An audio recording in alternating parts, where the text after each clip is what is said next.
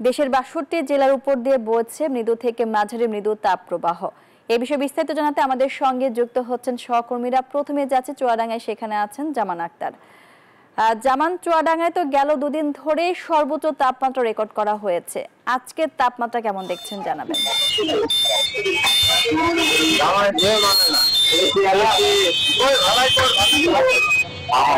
মনি, আপনি জানেন যে চুয়াডাঙ্গাতে কিন্তু গত বুধবার থেকেই তাপপ্রবাহ বয়ে চলেছে। যদিও বুধবারে ছিল মৃদু তাপপ্রবাহ, যেটি গতকাল পর্যন্ত অতি তীব্র তাপপ্রবাহের রূপ নেয়। আজকে অবশ্যই সেই তাপমাত্রা সামান্য কিছুটা কমে এসেছে। আজ বেলা ৩টায় চুয়াডাঙ্গার তাপমাত্রা রেকর্ড করা হয়েছে ৪১.৮ ডিগ্রি সেলসিয়াস। তো এই অবস্থায় চুয়াডাঙ্গার জনজীবনে কিন্তু এক ধরনের ভোগান্তি নেমে এসেছে। জনগণ কিন্তু হাঁপিয়ে উঠেছে। সাধারণ পথচারী থেকে শ্রমজীবী মানুষ তারা যেটি বলছেন যে চুয়াডাঙ্গার যে আবহাওয়া, এই আবহাওয়াতে কিন্তু তারা মরুর উষ্ণতা অনুভব করছেন।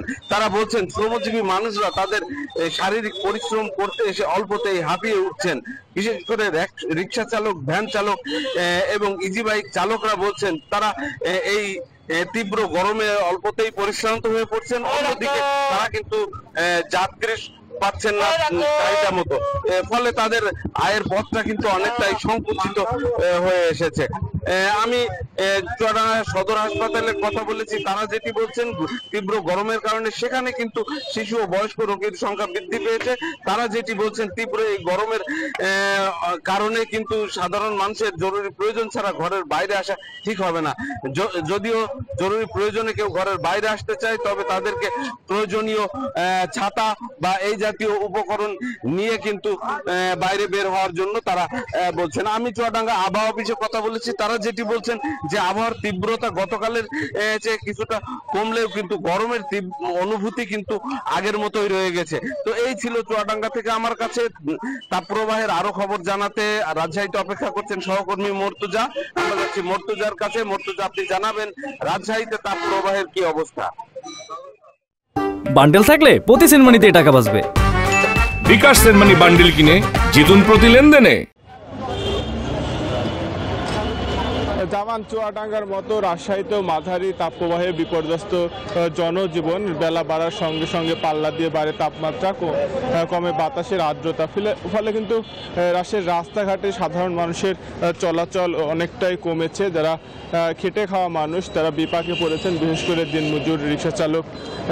আমরা রিক্সা চালকদের সাথে কথা বলেছি, তারা বলছেন যে সাধারণ মানুষ ঘর থেকে খুব কম বের হচ্ছে, ফলে ভাড়া কমে গেছে, তারা অনেকটা দুর্বিষহ জীবনযাপন করছেন। আর রাজশাহীতে আজকে সকাল 6টায় তাপমাত্রা ছিল, সকাল 9টায় তাপমাত্রা ছিল 33.6 ডিগ্রি সেলসিয়াস এবং বেলা বাড়ার সঙ্গে সঙ্গে কিন্তু সেটা বেড়েছে।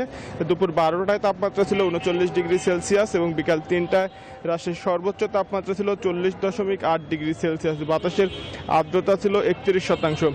রাজশাহীর স্থানীয় আবহাওয়া অফিস বলছে দিনের তাপমাত্রা অপরিবর্তিত থাকবে এবং রাতের তাপমাত্রা কিছুটা বৃদ্ধি পেতে পারে। আগামী কয়েকদিন তাপপ্রবাহ চলমান থাকবে এবং রাজশাহী সহ আশেপাশের কিছু জেলায় বজ্রসহ বৃষ্টিপাতের সম্ভাবনা রয়েছে বলে কিন্তু আবহাওয়া অফিস আমাদের জানিয়েছেন। আর তাপপ্রবাহ থেকে সুরক্ষিত থাকতে বিশেষজ্ঞ চিকিৎসকরা ঘরের বাইরে বের না হওয়ার পরামর্শ দিচ্ছেন। বাইরে বের হলেও ছাতা নিয়ে বের হওয়ার পরামর্শ দিচ্ছেন। বিশেষ করে শিশু এবং যারা বৃদ্ধ রয়েছেন তাদের সুরক্ষার ব্যাপারে বাড়তি সতর্কতা অবলম্বন করার পরামর্শ দিয়েছেন। বাইরে বের হলে ছাতা নিতে হবে এবং ঘন ঘন পানি পান করার কিন্তু স্বাস্থ্য বিশেষজ্ঞরা পরামর্শ দিচ্ছেন।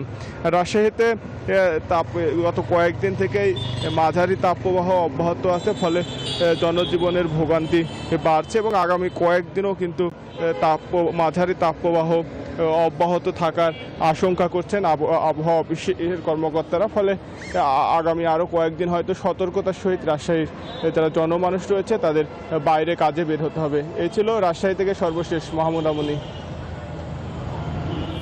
মর্তুজা, আপনাকে ধন্যবাদ।